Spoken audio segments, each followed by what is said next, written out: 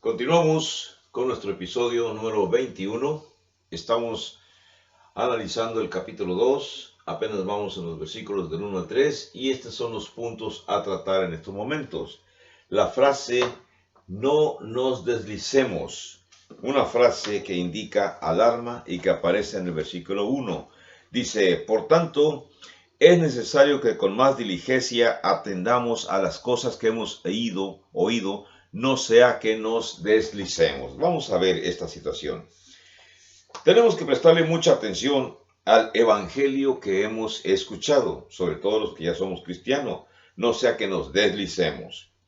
Esta frase ha sido traducida de varias formas. En algunas versiones dice: no sea que los dejemos soltarse. En otras versiones dice: no sea que vayamos a la deriva. En otra más dice: para que no quedar a la deriva. El significado exacto de esta declaración ha sido debatida. ¿Nos alejaremos nosotros del Evangelio o se alejará de nosotros el Evangelio? El autor se incluyó a sí mismo cuando les encomendó a sus lectores diciendo: cuidado. La palabra griega que se traduce como deslicemos quiere decir literalmente fluir a través, y es el único lugar en el Nuevo Testamento donde se encuentra. En Proverbios capítulo 3, 21 se usa una palabra hebrea similar. Es el subjuntivo aoristo pasivo de parareo. Para este deslizarse se han usado varias ilustraciones, a saber, un barco que se suelta de sus amarras y queda a la deriva a su destrucción, o un anillo que es muy valioso que se resbala del dedo de un nadador descuidado, o un corredor de larga distancia que equivoca su camino en el trayecto. La tragedia de quedar a la deriva queda muy bien ilustrada como en los accidentes en las carreteras, en las autopistas donde hay mucha nieve, y al haber un accidente los vehículos a alta velocidad no pueden frenar y se producen accidentes tales en la cual se amontonan 50, 40, 50, 60 vehículos unos con otros, pues no pueden frenar en la nieve. Quedan a la deriva. Por lo tanto, la idea de esta palabra consiste en que tenemos que anclar o frenar o agarrar con fuerza nuestras vidas a aquello que se nos ha enseñado y jamás dejar que el barco de nuestra vida se aleje del puerto y sea destruido.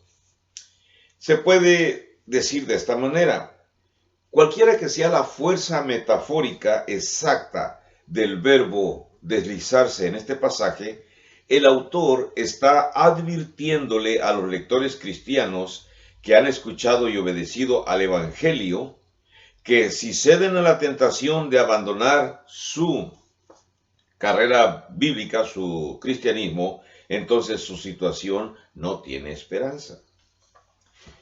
Luego tenemos otra frase: ¿cómo escaparemos nosotros?, que aparece en el versículo 3. Dice: ¿cómo escaparemos nosotros si descuidamos una salvación tan grande? Cuando surge esta pregunta de cómo escaparemos nosotros si descuidamos esa salvación tan grande, esa pregunta nos provoca a hacer otra pregunta. O sea, ¿de qué escaparemos? Por supuesto, la respuesta es de la muerte eterna, que tiene que ser la interpretación correcta. Decir algo más es debilitar la fuerza de este pasaje. En otra serie de videos llamado El Plan de Salvación, expliqué qué cosa era la muerte eterna. Decíamos que había muerte física cuando el cuerpo y el espíritu se separan, se le llama muerte física. Muerte espiritual cuando la persona se separa de Dios, cuando se comete el primer pecado y ya la persona está separada de Dios, o sea, muerta espiritualmente.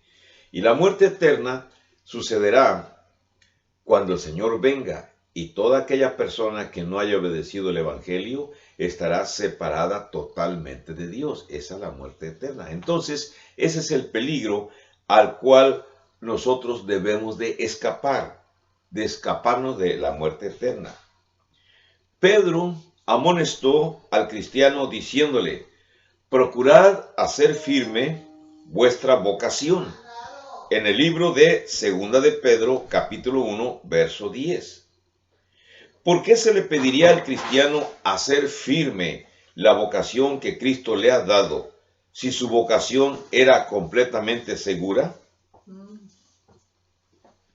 Se expresa de esta manera: las razones por las que tenemos que prestarle la mayor atención al mensaje que hemos escuchado es evitar que nos vayamos a soltar de el mensaje. La frase, la palabra dicha por medio de los ángeles, inicia una sección que no constituye una desviación del tema, sino que sirve más bien como el clímax y la conclusión necesaria a lo dicho anteriormente. Esta amonestación trata de la esencia de la carta, la cual es prevenir a los lectores de caer de la fe. Para la época o los días del autor de Hebreos, en general se creía que los ángeles habían ayudado a dar la ley antiguo testamentaria. Esta idea era aprobada por los comentaristas de la época. Por ejemplo, Hechos capítulo 7, verso 38, también el verso 53, Gálatas capítulo 3, verso 19. Si no se hubiera entendido que los ángeles habían ayudado en dar la ley del Antiguo Testamento, entonces los lectores o los oyentes habrían considerado muy superfluo el argumento del autor en cuanto a que Jesús era superior a los ángeles. Se dice que la palabra dicha por medio de los ángeles, fue firme, de la palabra griega bebaío, que significa inalterable, o que significa también categórica, o también significa válida, o también significa vinculante. Esta descripción sugiere que todo en cuanto a la ley había de ser cumplido al pie de la letra. La desobediencia trajo castigos específicos. La ley probó ser válida por medio de los castigos impuestos al desobediente. La mayor parte de la historia antiguo testamentaria detalla este hecho.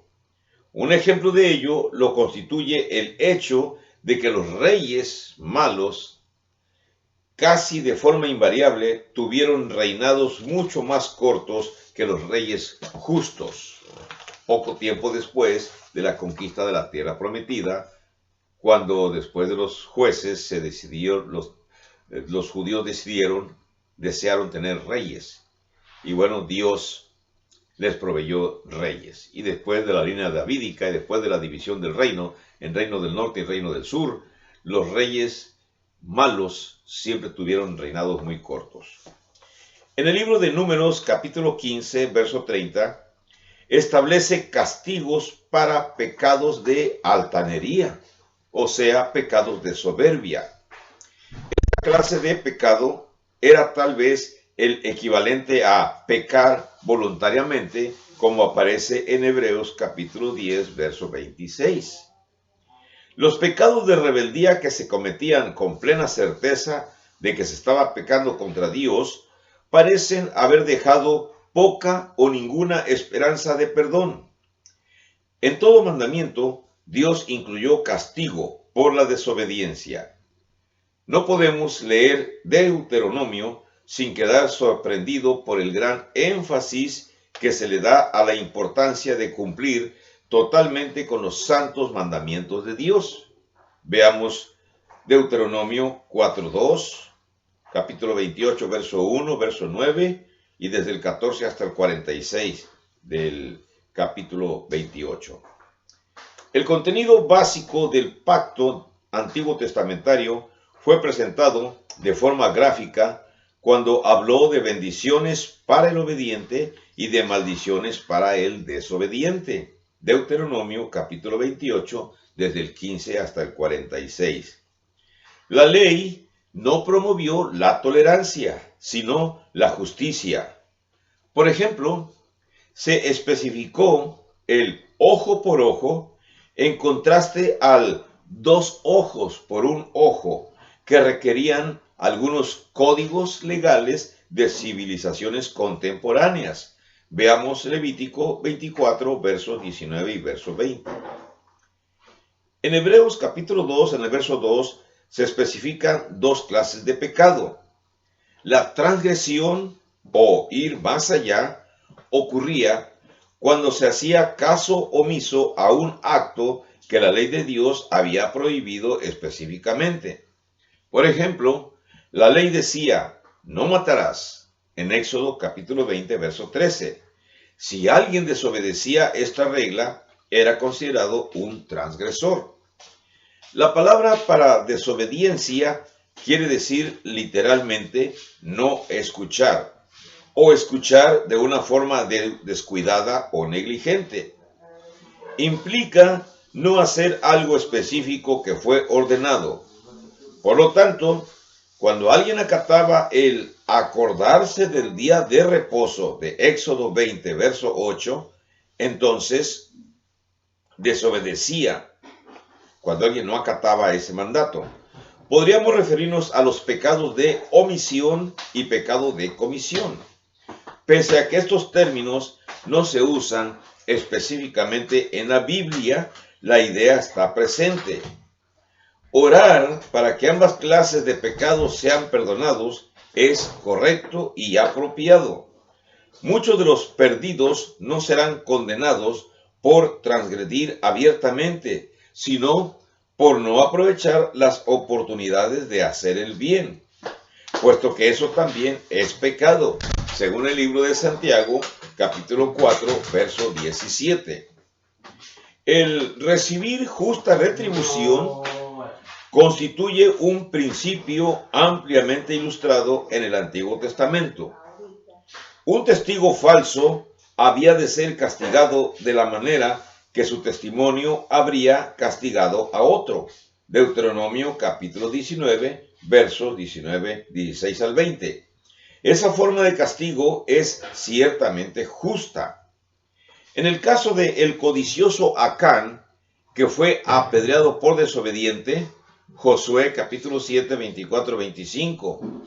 Una ramera había de ser apedreada, Deuteronomio 22, 21. Para ayudarnos a no pensar que el castigo bajo el Nuevo Testamento es menos estricto, podemos considerar el caso de Ananías y Zafira en el libro de Hechos, capítulo 5, del 1 al 11. Hay un ejemplo antiguo testamentario de un hombre siendo muerto por codicioso en el capítulo 7 de Josué. Y hay un ejemplo neotestamentario de personas que murieron por la misma razón en Hechos 5. Nuestro Dios es un Dios de justicia que pagará a todos los hombres conforme a sus hechos. Segunda de Timoteo, capítulo 4, verso 14. Apocalipsis, capítulo 20, verso 13. Ciertamente no hace acepción de personas. Hechos 10, 34. La ley mosaica era inferior a la ley de Cristo. Sin embargo, si alguien desobedecía la ley, era castigado de forma estricta y certera. La comparación muestra que bajo el nuevo pacto no puede haber menos castigo. La presente constituía una forma común de razonamiento entre los rabinos de los días en que fue escrito Hebreos. Se le llama a minori ad maius en latín. En hebreo es kal wachomer, que quiere decir liviano y pesado. Este razonamiento que va de lo menor a lo mayor, también podría ser llamado el principio de cuanto más en el siglo I. En el mismo siglo I, el rabino Hillel catalogó este razonamiento como una de las 7 reglas de la interpretación de la ley. Alguien que piense que sus pecados bajo el nuevo pacto recibirá un castigo menor, se engaña a sí mismo. Es erróneo creer que Dios, en su abundante gracia, pasará por alto pecados sin exigir castigo. Su gracia es, en efecto, abundante, mucho más abundante de lo que podamos describir. Sin embargo, no podemos suponer que se pueda pecar sin impunidad debido a la gracia de Dios, ni que las transgresiones de las que no nos hemos arrepentido serán desestimadas. La obediencia sigue siendo exigida. Hebreos sirve, por lo tanto, para disuadir el pensamiento liberal que dice que nuestro Dios misericordioso pasará por alto nuestros pecados y faltas, sea que nos arrepintamos completamente o no. La importancia de obedecer a la palabra de Dios es resaltada en más de una ocasión en el libro de Hebreos. Veamos, por ejemplo, capítulo 10, versos 26 al 29 y capítulo 12, verso 25. En ninguna parte se nos dice que Dios pasará por alto el error sectario, debido a que Dios perdona nuestras falsas insensatas. Todos necesitamos tener corazones arrepentidos para que podamos tener una limpieza continua de nuestras almas por la sangre de Jesús, como se especifica en 1 de Juan 1, del 7 al 10, tenemos que estar ansiosos por obedecer la voluntad de Dios cuando la entendemos. Si creemos que la maravillosa gracia de Jesús hace menos repugnantes nuestros pecados y que no merezcamos condenación, la habremos convertido entonces en una gracia barata y nos convertiremos en pecadores soberbios. El pecado en el campamento constituye el obstáculo más grande para la obra de Dios que se hace por medio de la iglesia. La frase ¿cómo escaparemos nosotros si descuidamos una salvación tan grande? Es una pregunta retórica, pues la respuesta es evidente en el contexto y se da claramente en otras partes. ¿Cuál es la respuesta? Que no hay escape.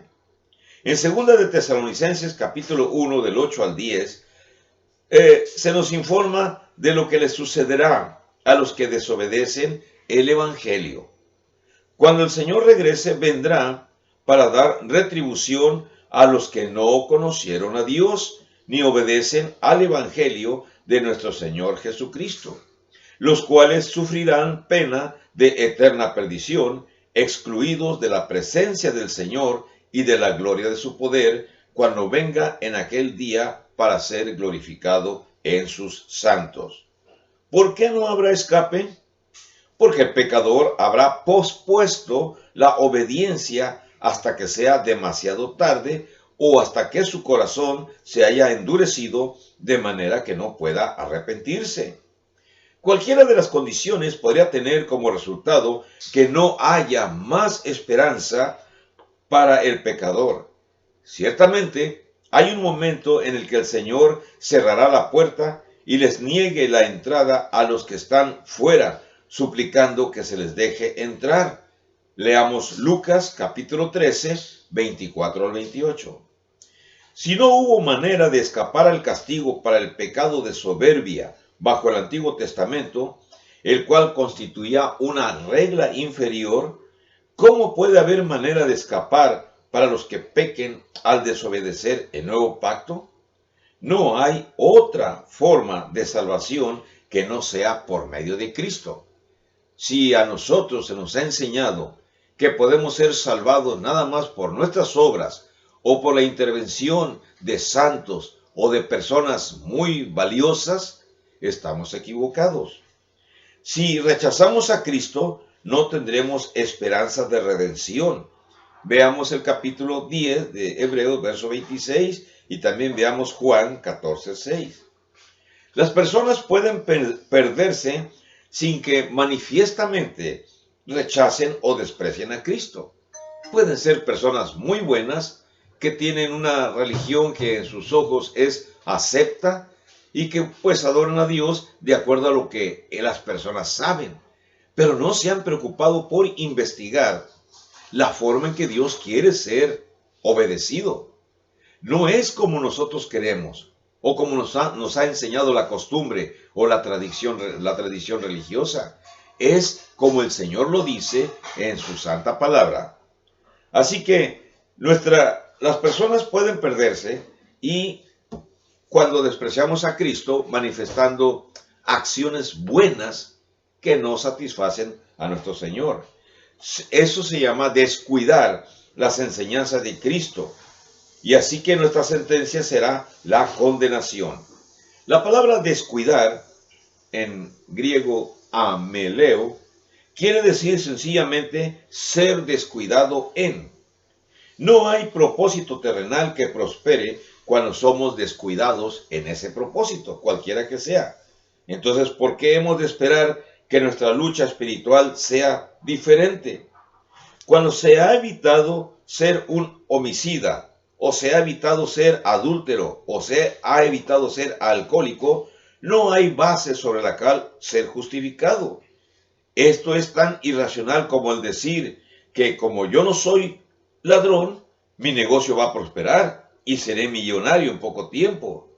De nosotros se debe esperar más, puesto que se nos ha prometido una mayor salvación y reposo eterno, del que hubieran podido soñar los que vivieron bajo el antiguo pacto. Por supuesto, las palabras van dirigidas, en primer lugar, a los cristianos judíos del primer siglo que se convirtieron en cristianos, los judíos, y también van para nosotros, gentes de esta época, que nos hemos convertido en cristianos. Tenemos mayor responsabilidad delante de Dios.